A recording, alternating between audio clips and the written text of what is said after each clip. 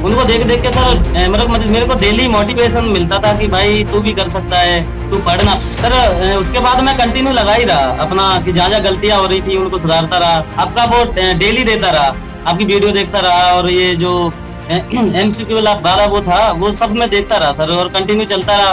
फिर मेरी रैंक अच्छी आने लग गई। मेरे को ये था कि नहीं, मेरे को तो नौकरी तो चाहिए, वो भी एम्स में चाहिए सर। ये मेरा फिक्स था कि मेरे को एम्स चाहिए। कंटिन्यूटी अगर आप छोड़ोगे नहीं तो आपका कॉन्फिडेंस अच्छा रहेगा, और आपको नया मिलता ही जाएगा, मिलता ही जाएगा। फिर एक दिन ऐसा आ जाएगा कि आपका बेड़ा पार हो ही जाएगा सर।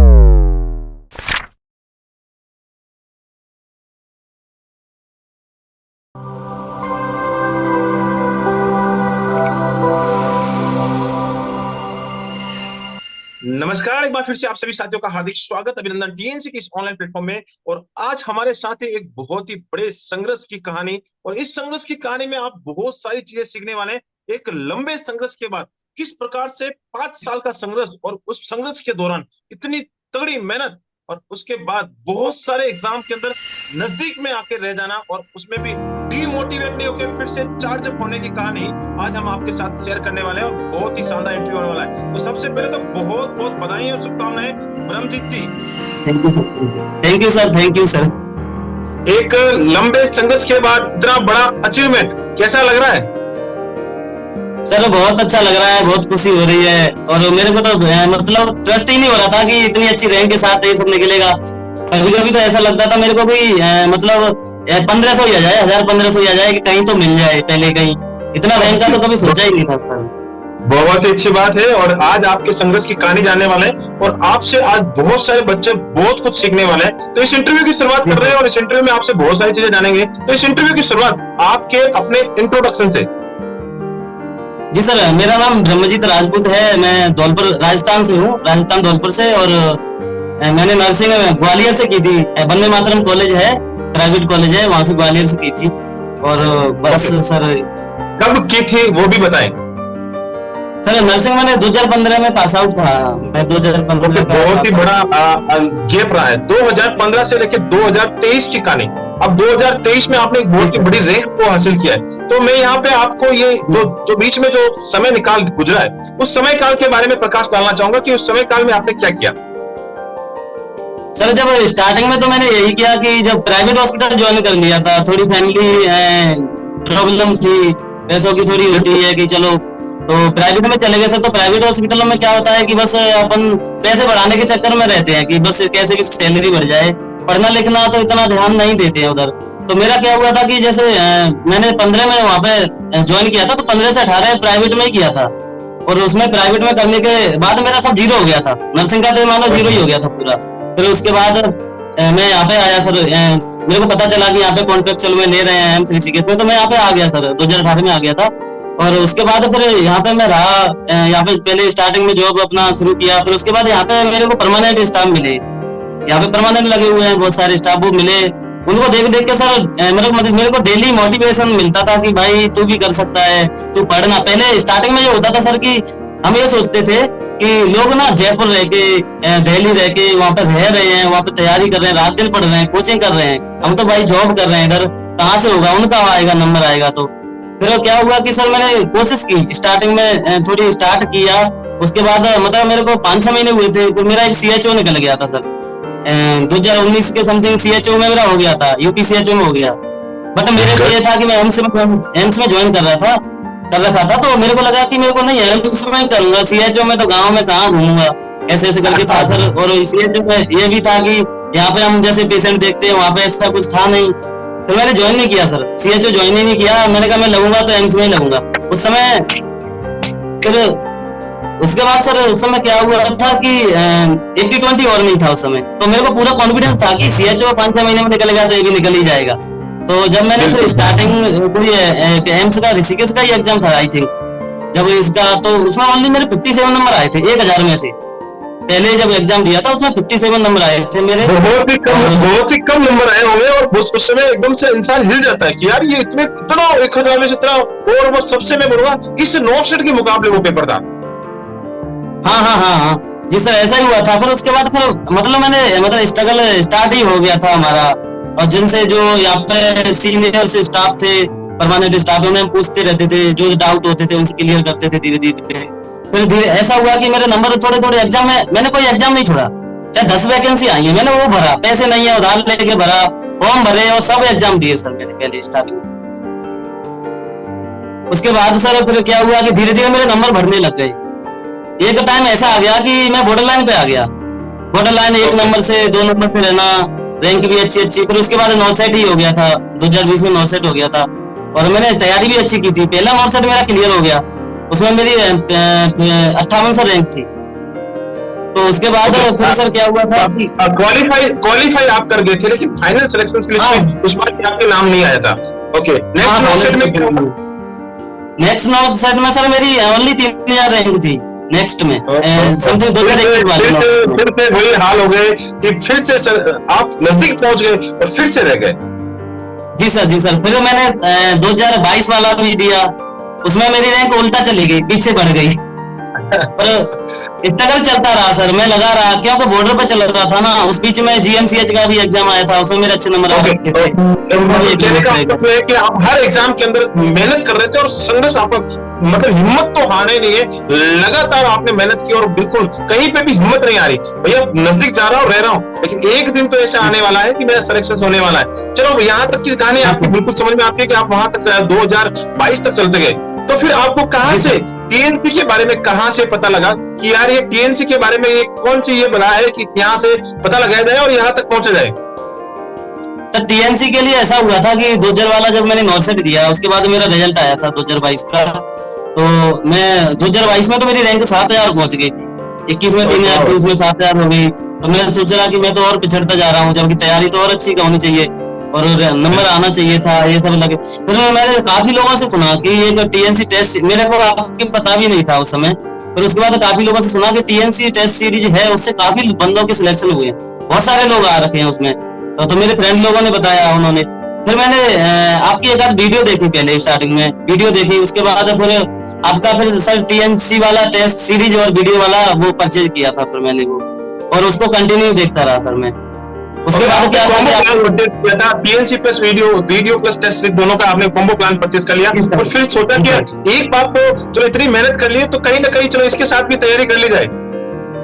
हाँ जी सर, यही किया। फिर आपके जो TNC वाला था, MCQ वाला था, मॉर्निंग में आता था बैच आपका एक, मतलब मॉर्निंग में क्वेश्चन आते थे आपके, मॉर्निंग में 100 क्वेश्चन आते थे और इवनिंग में आते थे 200।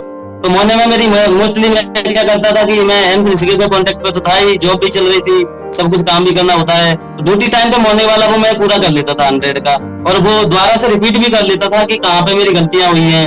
और उसके बाद सर मैं अपनी नोटबुक ली थी, जहाँ जहाँ जो गलती हो रही थी मेरे से, वो गलती वाले सब लिख लेता था मैं उसमें। और उसके बाद जो शाम को था उसे भी देखना होता था, तो उसको भी ये सब ऐसे ऐसे लिखता रहता था। बाकी इसके साथ साथ जैसे बुक भी मैंने ली, जो अपनी सॉन्डर्स वगैरह है, मौसमी क्वेश्चन वगैरह। जो आपके साथ मैंने सबसे बड़ी बात है, जो अभी सबसे ज्यादा वायरल होने वाली बुक है, जिसका नाम है मिस्टेक बुक, खुद की मिस्टेक बुक। अभी इस 9 से ये देखा गया है कि खुद ये सबसे ज्यादा वायरल बुक है। ये कौन, अगर कोई मुझसे पूछे कि भाई सर सबसे ज्यादा कॉम्पिटिटिव बुक कौन सी फॉलो की जाए, तो मैं तो एक ही बोलूंगा कि अभी सबसे ज्यादा वायरल होने वाली बुक है जिसका नाम है मिस्टेक बुक। अगर ये मिस्टेक बुक पढ़ा लो तो आपका तो सिलेक्शन बेड़ा पार होने वाला है। तो बहुत ही अच्छी बात है। मैं ये जानना चाहता हूँ कि आप जब एग्जाम देते थे TNC में, और एक बहुत ही लंबा संघर्ष है, इंसान टूट जाता है कहीं ना कहीं, ऐसा एक हो जाता है कि यार अब तो बहुत हो गया यार, 1 2 3 और इतने साल का हॉस्पिटल। तो इस समय आपने सिर्फ एक कोई भी, जैसे आपको ऑफलाइन, जैसे आप बोले थे कि बहुत सारे लोग कोचिंग कर रहे हैं, कोई आप ऑफलाइन कोचिंग कर रहे हैं, ये सारी जगह पे कोचिंग ऑफलाइन एस्टेब्लिश है। आपने सोचा नहीं कि यार ये तो मेरे से पॉसिबल नहीं, कि मुझे पैसे भी कमाने हैं, घर की स्थिति को भी देखना है, खुद को भी देखना है। तो आपने TNC का दामन साथ लिया और TNC के साथ आपने कंटिन्यूसली किया। तो पहली बार जब आप कंटिन्यूसली पढ़ रहे थे, तो पहली बार आपने जब TNC के साथ एग्जाम दिया तो कौन सी रैंक आई थी? सर TNC के साथ जब मैंने पहली बार एग्जाम दिया तो आई थिंक मतलब सर TNC वाले उसमें TNC के अंदर, हाँ जी, TNC के अंदर तो सर मेरी पहली बार तो आई थिंक 8 या 9,000 रैंक आई थी सर उसमें, और कम से कम 15-20 लोग देते थे डेली वो एग्जाम। बहुत ही तब आपको बड़ा धक्का लगा होगा कि यार ये तो बिल्कुल सही बात है, 9,000 बच्चे एग्जाम दे रहे हैं और उतने मतलब 9,000 भी रैंक आ रही है, तो मेरे से 9,000 बच्चे तो वैसे ही ऑलरेडी आ गए, और यहाँ पे तो इतने बच्चे, और नॉर्थ स्टेट के अंदर तो और ज्यादा बच्चे होंगे, तो आपको क्या लगा उसमें? सर उसके बाद मैं कंटिन्यू लगा ही रहा अपना, कि जहाँ जहाँ गलतियां हो रही थी उनको सुधारता रहा, आपका वो डेली देता रहा, आपकी वीडियो देखता रहा, और ये जो एमसीक्यू वाला वो था वो सब मैं देखता रहा सर, और कंटिन्यू चलता रहा, तो मेरी रैंक अच्छी आने लग गई, मेरे को भी अच्छा आने लग गया कि इतने सारे बच्चों में मेरी अच्छी रैंक भी आई, 50 रैंक तक आ गई, किसी में 20 आ गई, कभी 500 की समथिंग आ गई, ऐसे ऐसे सर रैंक आ रही थी, तो उससे कॉन्फिडेंस बढ़ रहा था सर, और अच्छा लग रहा था, काफी अच्छा लग रहा था। ओके, जो आप वीडियो रेशनल वाले जो बैच बता रहे हैं, उस वीडियो रेशनल बैच में आपको कैसा फील आ रहा था, वो किस प्रकार के थे, उसके बारे में थोड़ा प्रकाश डालें। सर वीडियो रेशनल से हेल्प ऐसे मिली सर कि जैसे कि मेरी इंग्लिश कमजोर है, राजस्थान वाले ज्यादातर इंग्लिश ज्यादा अच्छी नहीं होती हम लोगों की, तो उसमें ऐसा क्या हुआ था कि इंग्लिश कमजोर थी, तो जैसे डायरेक्ट बुक से अगर थ्योरी हम देखते हैं तो वो समझ में नहीं आती थी अच्छे से, तो उसके बाद फिर हमने वो वीडियो देखी तो उसमें बहुत अच्छे से समझ में आता था। उसके बाद ये जो एग्जाम देते थे और उनमें काफी सारी हेल्प मिली सर, उससे जो जो मतलब उसमें ट्रिक मिलती थी अच्छी अच्छी, तो उन सब से काफी सारी हेल्प मिली सर। ओके, बहुत ही अच्छी बात है। यस, बिल्कुल वेरी इंपॉर्टेंट होता है कि कॉन्फिडेंस बिल्ड होता है। तो एक बात बहुत ही अच्छी आपने बताई। अब मैं आपसे ये जानना चाहता हूँ कि इतने एग्जाम में फेलियर होना, एक एग्जाम में फेल हो तो चलो फिर हिम्मत की जाए, ये 2 में हो तो फिर हिम्मत की जाए, 3 में हो तो फिर से हिम्मत की जाए, इतने सालों में आपने लगातार इतना लंबा संघर्ष किया, तो कहीं ऐसा नहीं लगा कि यार अब छोड़ो यार बहुत हो गया? सर ऐसा कभी नहीं लगा मेरे को ये था कि नहीं, मेरे को तो नौकरी तो चाहिए, वो भी एम्स में चाहिए सर, ये मेरा फिक्स था कि मेरे को एम्स चाहिए, तो इसीलिए मैंने सीएचओ ज्वाइन नहीं किया था। और उसके बाद सर ये भी बता, मैंने सीएचओ छोड़ा था, तो आपको पता ही है लोग बोलने लग जाते हैं कि ऐसे बोलते हैं ना कि आपके पास कोई भी नौकरी आई हो तो डायरेक्ट ज्वाइन कर लेना चाहिए, वो सबसे पहले उस नौकरी को लो, तो उस चीज का भी मेरे को दुख लग रहा था कि यार मैं तो कहीं का नहीं रहा, मैंने सीएचओ भी छोड़ दी, यहाँ भी हो नहीं रहा है, तो स्ट्रगल और बढ़ती गई, अपनी तैयारी और करता गया। इसके बाद जब ये एग्जाम आया, ये नॉर्थ सेट 2023 आया, तो इसके लिए जब से नोटिफिकेशन आया फिर मैंने अपनी पढ़ाई बिल्कुल बढ़ा दी थी सर। उसके बाद आपके ये ज्वाइन कर लिए थे और ये सब तैयारियां अच्छे से कर दी, उसके यहाँ से भी छुट्टी ले ली थी फिर मैंने सर, यहाँ पे लाइब्रेरी है, मैं लाइब्रेरी में जाता था वहाँ पे, और उसके बाद विदाउट यानी आप एलओपी लेके आप पढ़ने बैठने गए थे कि एलओपी ले ली जाए भैया, अब की बार तो फ्यूचर बनाना ही है, नहीं तो लोग फिर बोलेंगे कि यार सीएचओ छोड़ दिया, अब ये क्या कर रहा है, और फिर कॉन्ट्रैक्ट की जॉब। और सबसे अच्छी बात आपने जो बोली कि भैया मुझे तो एक बस जिद थी, जिद करो और दुनिया बदलो वाला, जो महेंद्र सिंह धोनी का फिक्स डायलॉग है कि जिद करो और दुनिया बदलो, तो आपने जिद किया और बिल्कुल दुनिया बदल गई, और बहुत ही अच्छी बात है इस बार जो आपने रैंक को हासिल किया। मैं आपसे ये और चीज जानना चाहता हूँ, इतने एग्जामों का एक्सपीरियंस, तो एग्जाम हॉल में जब आप जाते थे, पेपर का जब सामने होता था, तो उस समय क्या फीलिंग आती थी? सर पहले जब जाता था तो इतनी अच्छी तैयारी नहीं होती थी, और तैयारी करते भी थे तो मतलब ये लीड वगैरह हम लेते नहीं थे, और तो तैयारी तो करते थे, पर जो इस बार मतलब बहुत अच्छे से की कि नहीं मेरे को नौकरी तो चाहिए, एज भी होती जा रही है, एज भी निकल जाएगी तो फिर क्या करेंगे हम मैसेज करके, तो अब की बार सर कॉन्फिडेंस, अब की बार जब मैं गया तो कॉन्फिडेंस बहुत अच्छा था, और सब लोग मोटिवेट करते थे साथ वाले भी कि नहीं तेरा हो जाएगा, ऐसे करके तैयारी भी अच्छी कर रखी थी, कॉन्फिडेंस अच्छा था। एग्जाम में गया, फिर एग्जाम में पहले ही स्ट्रेटेजी बना के गया मैं सीधा कि मेरे को जाना है चाहे कैसा भी पेपर आए, 2 बार में तो कम से कम देखना ही है स्टार्टिंग में, तो मैंने ये वाला पेपर ऐसे गया, ये पेपर बहुत लेंथी था सर ये। इसके बाद फिर मैंने इसमें स्टार्टिंग में जब क्वेश्चन किए मैंने, तो स्टार्टिंग में मैंने देखा कि मेरे को तो 90-100 क्वेश्चन आ रहे हैं, और मेरे जो बाकी क्वेश्चन बचे हुए थे वो रिमार्क में डाल दिए थे कि अभी मैं दोबारा देखता हूँ, तो स्टार्टिंग में मैंने 90-100 क्वेश्चन किए, और उसके बाद फिर दोबारा से किए, तो आई थिंक मैंने 158 के आसपास क्वेश्चन किए थे इसमें सर। ओके, और उसके बाद टोटल कितने क्वेश्चन आपने अटेंड कर लिए थे? 158 अटेम्प्ट किए थे सर इस वाले में, बाकी एग्जाम में ज्यादा करता था, इसमें थोड़े कम किए, और तुक्का बुक्का का कोई मैटर ही नहीं था। ये जो आपकी कमी थी, ये आप हर एग्जाम के अंदर मेहनत कर रहे थे, हर एग्जाम में से पॉइंटों से चूक जाते थे, वो जो 2 पॉइंट से चूक जाना था वो माइनस मार्किंग खा जाती थी, और आपने टीएनसी के साथ माइनस मार्किंग आपको वहां पे हर जगह डुबा देती थी, और इस बार आपने माइनस मार्किंग का जो कंट्रोल है वो टीएनसी से प्रॉपर वे में सीख लिया, क्या करना है और क्या नहीं करना है वो आपने प्रॉपर वे में सीखा, एक बहुत ही अच्छी बात है। जो अपना टाइम शेड्यूल था, जैसे बहुत सारे टाइम होता है, बहुत सारे बच्चे यूट्यूब भी देखते हैं, बहुत सारे बच्चे कंटिन्यूसली एग्जाम भी देते हैं, तो उसके बारे में आपका क्या राय है कि आपका अपना टाइम शेड्यूल क्या होता था? सर टाइम शेड्यूल मेरा यही होता था कि मॉर्निंग में आपका टेस्ट, सबसे पहले आपका टेस्ट होता था मॉर्निंग का, उसके बाद मोस्टली मॉर्निंग ड्यूटी करता था, उसके बाद आने के बाद जो अपनी बाद में मिस्टेकें होती हैं उनको पढ़ते रहते थे, फिर उसके बाद उससे टाइम बचता था तो अपना नया पढ़ते थे, फिर उसके बाद जैसे मैं अकेला रहता हूँ यहाँ पे, खाना पीना सब बनाना होता है, तभी वीडियो देखता था। ज्यादातर मैंने वीडियो जो यूट्यूब वाली वीडियो है वो ज्यादा प्रीफर नहीं की, और बार वीडियो ही देखता था, वीडियो पे पूरा मतलब टेस्ट था, और हर बार की तरफ अब की बार इतना ध्यान नहीं दिया मैंने उधर, अब की बार आपकी टेस्ट सीरीज वगैरह ले रखी थी तो उनकी तरफ देखता रहा, और एमसीक्यू का रिवीजन मेरा बहुत अच्छा हो गया था सर। पिछली बार जब आप यूट्यूब पे जो कहानी बताने वाले यूट्यूब पे क्या आपके कुछ बोल रहे थे? जी सर, YouTube के बारे में कुछ आप बता रहे थे कि YouTube पे आपने इस बार समय नहीं दिया, तो इसका मतलब कहने का मतलब कि आप पिछली बार YouTube पे ज्यादा समय दे रहे थे और इस बार आपने YouTube को दरकिनार कर दिया कि भैया YouTube तुम साइड में रहो, अब की बार मुझे TNC के साथ पढ़ने दो। जी सर, जी सर, जी सर। यूट्यूब पे सर ऐसा होता है कि जैसे आपके पास 2 घंटे की क्लास ले रहे हैं कोई, और आपने अगर तैयारी कर रहे हो तो आपके 2 घंटे की क्लास में मोस्टली उसमें आपके लिए मतलब रिवाइज होते रहते हैं क्वेश्चन जो आप पे आते हैं, उनके लिए वो तो आप उसमें 5-10 मिनट आपकी खराब करेंगे, उसमें आपको 20-30 मिनट का बस मटेरियल मिलेगा 2 घंटे की क्लास में, क्योंकि बाकी तो सब मोस्टली आप पे आता है अगर आप तैयारी अच्छी कर रहे हो तो उसमें टाइम ज्यादा बर्बाद होता है। मैं तो ये बोलूंगा कि 2 घंटे की क्लास में जरूर कंटेंट मिलता है, मैं किसी की बुराई नहीं करना चाहता हूँ, लेकिन वहां पे टाइम वेस्ट होता है, और सबसे ज्यादा वहां पे टाइम जो वेस्ट होता है नाम लेने में टाइम वेस्ट हो जाता है कि, और वहां पे तो वो लाइव जो नाम दौड़ते हैं उस नाम को लेने में एक टीचर का समय चला जाता है, तो प्रॉपर कंटेंट नहीं दे पाते हैं, तो ये सारी चीजें तो ये समय का 1-1 मिनट का उपयोग करना बहुत ज्यादा जरूरी है, इस तरह से समय को गंवाना बिल्कुल भी सही नहीं है। तो चलो बहुत ही अच्छी बात बताइए और बहुत ही शानदार मैसेज आपकी तरफ से दिया जा रहा है, और ये इंटरव्यू बहुत ही शानदार होने वाला है क्योंकि ये संघर्षशील इंटरव्यू है, और इतना लंबा संघर्ष करने के बाद अगर कोई रैंक लेता है तो उसका खुशी 4 गुना हो जाती है। चलो मैं एक चीज और आपसे पूछना चाहूंगा, इस बार आप एग्जाम देके आए, आपकी एक तो इंग्लिश वीक है, आपने बोला कि इंग्लिश मेरी वीक है, इंग्लिश को मैंने TNC के साथ इंप्रूव किया, लेकिन इस पेपर के अंदर जो पूरा का पूरा खेल था वो टाइम मैनेजमेंट का था, और पेपर लेंथ को सॉल्व करने की जो कला है वो कहां से आप में डेवलप हो गई? सर वो तो आपके उससे हुई सर, जो TNC वाला MCQ वाला ले रखा था उसे डेली दे रहे थे, एक एग्जाम सुबह दे रहे हैं, एक शाम को दे रहे हैं, और जो TNC के जो में लंबे लंबे क्वेश्चन होते थे सर आपके, उसमें मैं सोचता था पहले कि इनमें तो काफी टाइम खराब होता है, पर मैंने छोड़े नहीं, क्योंकि सर खरीद भी रखे थे और अच्छा भी लग रहा था, कॉन्फिडेंस भी बढ़ रहा था उनसे, कंटिन्यूटी मतलब लगे रहे सर उनमें हम, और उनसे उनका पता डायरेक्ट हमें एग्जाम में मिला सर, क्योंकि एग्जाम में क्वेश्चन मोस्टली ऐसे आए, लंबे लंबे क्वेश्चन आए, 3 लाइन का क्वेश्चन है, एक 1.5 लाइन के उनके आंसर हैं, उससे टाइम मैनेजमेंट में सर काफी हेल्प मिली आपके उससे।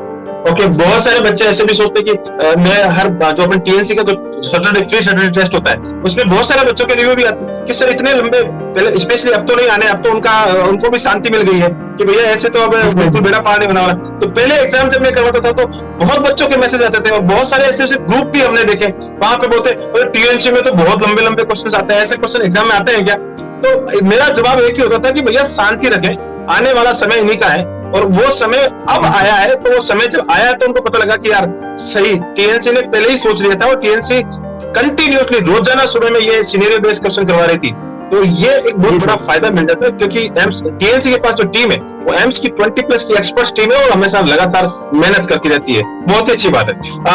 अब मेरा नेक्स्ट आपसे ये सवाल कि आपने इतना लंबा संघर्ष किया है, और ये संघर्ष आपने जो देखा है और ये आपने खुद ने महसूस किया है, तो मैं ये चाहता हूँ कि ये जो अपने जो प्यारे जो फ्यूचर नर्सिंग ऑफिसर्स हैं उनको इतना संघर्ष नहीं करना पड़े, उनको एक आसानी से आराम से अच्छी रैंक मिल जाए, आराम से मेहनत करके आपसे भी अच्छी रैंक लेके आ जाए, तो आपकी तरफ से बड़े भाई होने के नाते उनको क्या सलाह देना चाहेंगे? सर मैं तो यही कहना चाहूंगा कि आपको मतलब जैसे MCQ वाले जो टेस्ट सीरीज वगैरह होती हैं वो आजकल अगर लें तो वो ज्यादा अच्छा रहता है। स्टार्टिंग मैंने कभी कोई खरीदी नहीं, मतलब मैंने कभी नहीं ली, अभी 5 साल का मेरा वो हो गया स्ट्रगल, इस बार पहली बार लिया था और अभी की बार में ही हो गया। और सर जैसे कि आपको जहाँ समझ में नहीं आ रहा तो वीडियो भी है, वो देख सकते हैं, वहां से आपकी समझ में सब जो समझ में आ जाएगा, जो नहीं आ रहा है इसके बाद कंटिन्यू MCQ जो बोलते हैं ना कि MCQ करो, वो जरूर करो, क्योंकि उनसे सर जैसे यहाँ पे हम करते थे, एग्जाम में बैठे हैं, वही लगता था कि जो हम वहीं पे कर रहे हैं, कॉन्फिडेंस अपना बिल्डअप पहले से ही रहता है और टाइम मैनेजमेंट अच्छा खासा बन जाता है। तो मैं तो यही चाहता हूँ कि एमसीक्यू ज्यादा से ज्यादा करें, जो अपनी मिस्टेक हो रही है। मैंने क्या किया था सर कि जो मेरे से मिस्टेक हो रही है, रजिस्टर था मेरा, तो एक तरफ मैंने जो कर लिया कि जो मतलब जो हर एग्जाम में आते ही आते हैं, 100% आते ही हैं, जिनसे क्वेश्चन सीपीआर हुआ, एबीजी हुई, इनसे वो मैंने पीछे एक तरफ लिख लिए और उसकी दूसरी तरफ हमने क्या किया था कि दूसरी तरफ जो मिस्टेक हो रही है वो हमने लिख ली। तो ऐसे ऐसे करके सर मैंने अपना जो बनाया मिस्टेक वाला, और उनका रिवीजन काफी सारा किया, और कंटिन्यूटी बहुत जरूरी है सर। और इस बीच में ऐसा भी था कि नॉर्थ से पहले काफी एग्जाम भी आए थे, जीपीजीआई के आए थे, ये सब एग्जाम आए थे, तो उनकी तैयारी में लगे हुए थे। कंटिन्यूटी बनी रहेगी, कंटिन्यूटी अगर आप छोड़ोगे नहीं तो आपका कॉन्फिडेंस अच्छा रहेगा और आपको नया मिलता ही जाएगा, पर एक दिन ऐसा आ जाएगा कि आपका बेड़ा पार हो ही जाएगा सर। बहुत ही अच्छे मतलब आपने अपने भाइयों के और बहनों के लिए जो सजेशंस दिए हैं रियल में एक एप्रिशिएबल है। और सच में आपने एक जो लाइन बोली है वो दिल को छू जाने वाली लाइन है कि भैया जो 5 साल तक मैंने जो गलती की है वो कोई भी गलती नहीं करे, और 5 साल में जो मैंने संघर्ष देखा है वो संघर्ष आने वाले फ्यूचर नर्सिंग ऑफिसर नहीं देंगे। और उनके लिए आपने रामबाण दिया कि जितनी ज्यादा कंसिस्टेंसी होगी, जितने ज्यादा लगातार चलेंगे, और 5 साल में आपने बोला कि 5 साल तक मैंने कोई भी एग्जाम या प्रैक्टिस नहीं किया, और फिर मैंने 5 साल के बाद मैंने पीएलसी के साथ वीडियो एमसीक्यू और साथ ही साथ टेस्ट सीरीज को लिया, और इस बार ही मैंने बहुत ही अच्छी रैंकों को निकाला है। और मेरी तरफ से मैं आपको स्पेशली इसलिए बधाई दे रहा हूँ, बहुत ही आप मैं स्पेशली वर्ड इसलिए इस्तेमाल कर रहा हूँ कि सबसे पहले एक तो जनरल के कैंडिडेट्स को होना, 5 साल की सफलता को लेना, और फिर ऊपर से इतनी अच्छी इंग्लिश नहीं होना, और फिर कोई भी ऑफलाइन कोचिंग नहीं लेके सिर्फ एंड सिर्फ टीएनसी के साथ कंटिन्यूसली करना, एक बहुत ही बड़ा अचीवमेंट मैं मानूंगा, और इसके लिए बहुत बहुत बधाइयां। और इस इंटरव्यू सेशंस को आपने अटेंड किया उसके लिए बहुत बहुत धन्यवाद। आपने अपना एक्सपीरियंस शेयर किया उसके लिए भी आपको बहुत बहुत धन्यवाद। आप ऐसे ही हमेशा अपना नाम, अपने माता पिता का नाम, साथ ही साथ जिस इंस्टीट्यूट में आप काम करते हैं उसका नाम, और जहां से आपने नर्सिंग पास आउट किए उस संस्थान का नाम, साथ ही साथ टीएनसी का नाम हमेशा रोशन करते रहे। जय हिंद, जय भारत, वंदे मातरम। Thank you so much. Thank you so much, thank you.